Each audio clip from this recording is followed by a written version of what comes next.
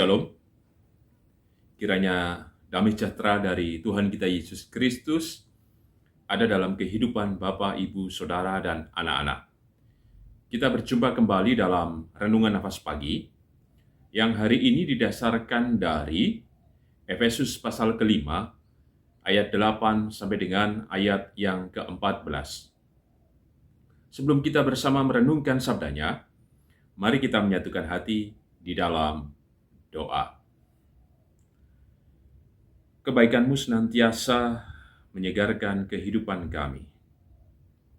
Karena Engkau Tuhan terlibat dan berkarya secara penuh dalam seluruh pengharapan kami. Kami mengingat bagaimana Engkau hadir, menolong, menguatkan, dan mujizat-Mu berkarya. Untuk itu Tuhan, kami mengucap syukur bahwa Engkau Tuhan menampakkan diri dan bersama kami dengan kekal. Kebenaran firman-Mu yang hendak kami renungkan bersama, kami yakini dan percayai. Inilah cara dan kekuatan-Mu yang senantiasa menyinari dan berbicara atas langkah hidup kami. Untuk itu ya Tuhan Yesus, berfirman-Lah, kami siap mendengarkannya. Kuduskan layakan kami melalui pengampunan-Mu. Di dalam-Mu ya Tuhan Yesus, Sang sumber kehidupan dan keselamatan, kami naikkan doa ini dengan syukur, dengan percaya dan berserah. Amin. Efesus pasal kelima, ayat 8 sampai dengan 14, demikian sabda Tuhan. Memang dahulu kamu adalah kegelapan, tetapi sekarang kamu adalah terang di dalam Tuhan. Sebab itu, hiduplah sebagai anak-anak terang. Karena terang hanya berbuahkan kebaikan dan keadilan dan kebenaran. Dan ujilah apa yang berkenan kepada Tuhan. Janganlah turut mengambil bagian dalam perbuatan-perbuatan kegelapan yang tidak berbuahkan apa-apa. Tetapi sebaliknya, telanjangilah perbuatan-perbuatan itu. Sebab menyebutkan saja pun apa yang dibuat oleh mereka di tempat-tempat yang tersembunyi telah memalukan. Tetapi segala sesuatu yang sudah ditelanjangi oleh terang itu menjadi nampak. Sebab semua yang nampak adalah terang. Itulah sebabnya dikatakan, bangunlah, hai kamu yang tidur, dan bangkitlah dari antara orang mati, dan Kristus akan bercahaya atas kamu. Berbahagialah kita yang merenungkan sabda Tuhan, berbahagialah kita yang percaya, haleluya, amin. Bapak, Ibu, Saudara, dan anak-anak, tema nafas pagi hari ini adalah jangan tidur terus. Baru-baru ini ada berita yang menarik, baik itu di media online, cetak, tentang apa yang dilakukan oleh 3 aktivis lingkungan hidup dari Sumatera Utara. Mereka berjalan kurang lebih 44 hari menuju Jakarta. Dimulai pada hari Senin, 14 Juni 2021, dan kemarin, tanggal 6 Agustus 2021, mereka diterima oleh Bapak Presiden Joko Widodo di Istana Merdeka. Teguh Simorangkir, salah satu dari 3 aktivis ini, mengatakan, aksi yang mereka lakukan dalam rangka menyelamatkan lingkungan hidup di Danau Toba dan demi kesejahteraan generasi mendatang. Ada pabrik yang sudah berjalan atau berproduksi hampir 30 tahun dan dianggap telah mencemari lingkungan Danau Toba. Teguh Simorangkir memberikan informasi ada karamba-karamba yang bukan dikelola oleh masyarakat, tetapi oleh perusahaan-perusahaan.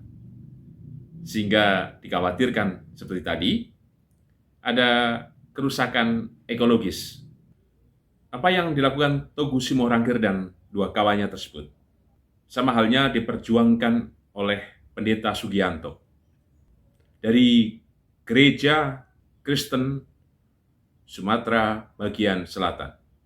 Ia berjuang untuk mengedukasi, membela, ataupun mendampingi para petani di daerah Lampung untuk memperoleh hak lahannya. Ia dan kawan-kawannya dan para petani berhadapan dengan perusahaan yang mengklaim kepemilikan lahan tersebut. Dan suatu kali terjadi bentrok. Pendeta Sugianto kemudian ditangkap dan dianggap sebagai provokator. Dan akhirnya di tahun 2017 ia divonis 1 tahun 6 bulan. Pertanyaannya, kenapa mereka melibatkan diri dalam aksi-aksi membela yang lain yang menderita, termasuk juga peduli terhadap lingkungan hidup? Apa yang hendak mereka tuju? Apa yang hendak mereka harapkan? Namun saya yakin bahwa apa yang mereka lakukan tidak dalam rangka untuk mencari keuntungan sendiri. Mereka semata-mata berjuang bersama dengan yang lain demi kemanusiaan itu sendiri. Mereka telah keluar dari zona nyaman dirinya, tidak hanya bergelut tentang apa yang terjadi dalam kehidupannya secara pribadi atau keluarganya, tetapi memikirkan kehidupan bersama, termasuk dengan alam sekitar. Kesadaran yang tidak biasa tentu saja. Mereka bangun, mereka bangkit, sekalipun mereka tahu bahwa aktivitas yang mereka lakukan berhadapan dengan pihak lain yang dimungkinkan mereka menerima konsekuensi di dalamnya. Langkah yang tidak mudah. Dan tentu saja tujuan mereka bukan kekerasan itu sendiri, tetapi demi kesetaraan, kesederajatan, kesejahteraan, dan kehidupan generasi berikutnya. Demikian juga teks yang kita renungkan hari ini, Efesus pasal ke-5. Mari kita perhatikan kembali di ayat yang ke-14. Itulah sebabnya dikatakan, bangunlah hai kamu yang tidur, dan bangkitlah dari antara orang mati, dan Kristus akan bercahaya atas kamu. Bukankah bisa dimaknai bahwa Togu Simorangkir dan Pendeta Sugianto bersama dengan para aktivis telah bangun. Bangun dari apa? Bangun dari sebuah kesadaran. Kehidupan bersama harus diperjuangkan. Kesejahteraan dan kelangsungan generasi berikutnya. Bahwa kehidupan bukan hanya berhenti di sini, tetapi ke depan juga dipikirkan. Bangunlah hai kamu yang tidur. Mengundang kita juga untuk memiliki kesadaran yang sama seperti yang dilakukan oleh mereka. Kita seringkali ada dalam zona nyaman. Kenyamanan mungkin karena kita cukup dalam soal ekonomi, kenyamanan karena jabatan, status sosial lainnya, atau kenyamanan dengan kita merasa paling menderita, sehingga semuanya diam dan milih untuk kemudian tidak melakukan apa-apa. Persis jika kemudian hari dirasa mendung dan kita mau bangun pagi itu rasanya aras-arasen. Artinya ya mau bangun atau tidak lebih nyaman untuk tidur biasanya. Apalagi kalau hujan. Waduh, semakin nyaman kita untuk kemudian melanjutkan istirahat kembali. Kadang situasi yang kita hadapi membuat kita nina bobo. Membuat kita semakin menikmati kenyamanan itu sendiri. Bangunlah, hai kamu yang tidur. Perlu ada sebuah gerak dan upaya kita bersama. Melakukan sesuatu yang berharga, sesuatu yang mulia, sesuatu yang baik untuk kita dan hidup kita bersama, dan juga lingkungan di sekitar kita. Dan yakinlah, kata bangun, bangkit, bukan sebuah cara kita secara pribadi, tetapi di mana ruang ini menjadi terbuka bagi kita. Karena jika kita melakukannya, bukan berarti kita bekerja sendiri, tidak. Tapi kasih anugerah berkat Tuhan hadir, dan Kristus akan bercahaya atas kamu. Tuhan hadir ketika kita mau menggerakkan diri. kata terang yang dari Kristus akan memandu langkah kehidupan kita. Togu Simorangkir berjalan 44 hari bersama rekannya. Pendeta Sugianto harus dipenjara, tapi mereka terus mau melakukannya. Dan saya yakin terang dari Kristus juga bercahaya atas mereka. Sekalipun berlelah, ada pengorbanan, tapi mereka akan mendapatkan berkat. Jerih payah mereka tidak akan sia-sia. Saya yakin. Demikian juga kita. Kita jika mengerjakan hal yang sama dalam segenap pilihan, tanggung jawab, tugas kita akan memperoleh juga kasih-Nya, kemurahan-Nya. Untuk itu, apa yang perlu kita lakukan? Yang pertama, dan jadi pesan kita, mari kita baca kembali di ayat yang ke-8. Memang dahulu kamu adalah kegelapan, tetapi sekarang kamu adalah terang di dalam Tuhan. Sebab itu hiduplah sebagai anak-anak terang. Dan dilanjutkan ayat yang ke-9. Karena terang hanya berbuahkan kebaikan dan keadilan dan kebenaran. Kita sudah diterangi, kita sudah diselamatkan, kita sudah dimerdekakan. Maka berlakulah sebagai orang-orang yang merdeka. Kenapa saya harus mengatakan demikian? Perilaku kita kadang adalah perilaku yang tidak menunjukkan sebagai anak-anak terang. Gambarannya adalah dalam kehidupan bergereja dimanapun. Kenapa sering terjadi konflik? Dan konfliknya itu saja kok. Hanya perasaan tidak suka, dan itu hanya personal saja biasanya. Tapi kemudian ada provokasi yang tidak perlu, seperti kapas yang diterbangkan. Padahal belum tentu bahwa itu benar. Tetapi karena sudah kemudian menyebar kemana-mana, pada akhirnya banyak yang menganggap itu benar. Dan menciptakan kondisi kehidupan bergereja yang tidak baik. Entah itu prasangka, entah itu kemudian memunculkan ketegangan. Termasuk juga dalam kehidupan rumah tangga, seringkali juga muncul demikian. Kehidupan bermasyarakat, berbangsa, dan bernegara juga mengalami situasi yang sama. Kita harus bangun. Kita seringkali tidur dalam kondisi nyaman kita. Kita tidak mau memerdekakan diri. Justru kita sering atau terus-menerus mau terikat dan mengikut itu. Bangkitlah. Jangan berdiam diri. Kalau ada hal-hal yang tidak baik di sekitar kita, ya jangan kita ikut-ikutan. Justru melakukan hal yang disebutkan.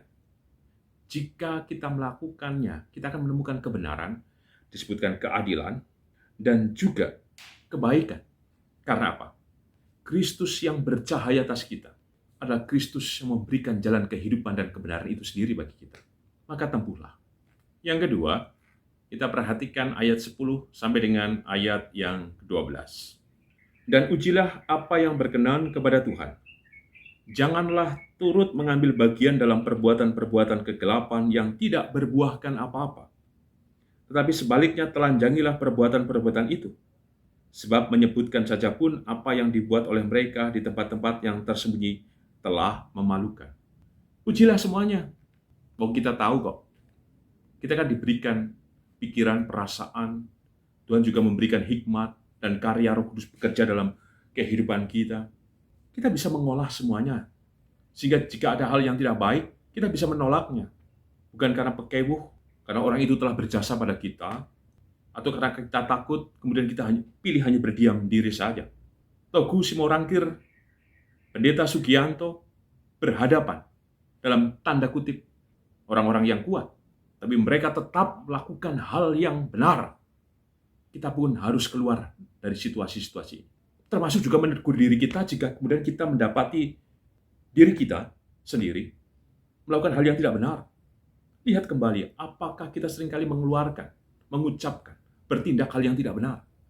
Tegurlah diri kita sebelum kita ditegur Tuhan.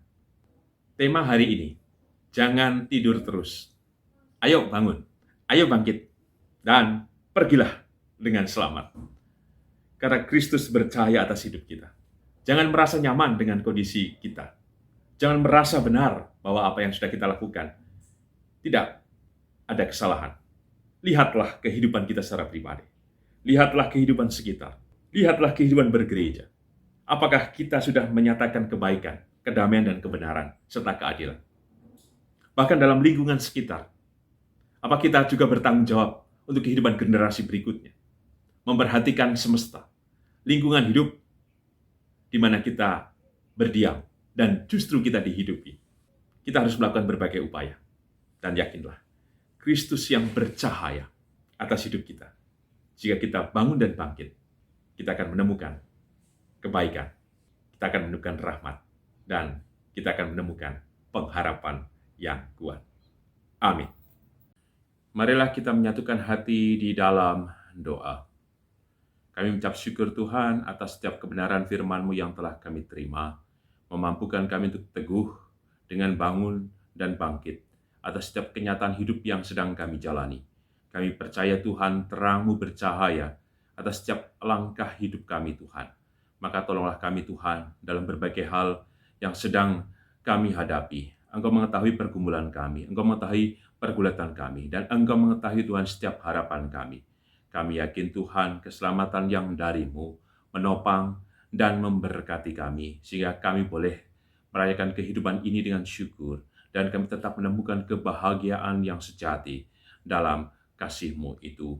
Demikian juga atas setiap kehidupan bergereja, mampukan kami terus Tuhan membangun persekutuan yang indah dan manis, terutama dalam masa-masa pandemi ini. Kiranya kami tidak berjarak, tapi terus kami menemukan kekuatan yang besar untuk menyatu menjadi jemaat yang menyatakan damai sejahtera dan berkat, karena Engkau Tuhan telah menyatakan itu atas hidup kami. Dan berkatilah bangsa dan negara kami, tolonglah ya Tuhan, kami yakin kesempurnaan kasih-Mu Tuhan menyelamatkan bangsa dan negara kami, sehingga dalam hal melawan pandemi ini Tuhan, Engkau menyatakan kuasa-Mu, sehingga pandemi ini segera berlalu dan Engkau terus memulihkan kondisi ekonomi, keamanan, dan semuanya di negara kami ini. Kami percaya Tuhan. Di dalam-Mu ya Tuhan Yesus, Sang Sumber kehidupan dan keselamatan, kami naikkan doa ini dengan syukur, dengan percaya dan berserah. Amin. Tuhan Yesus memberkati Bapak, Ibu, Saudara, dan anak-anak kini dan selamanya. Amin.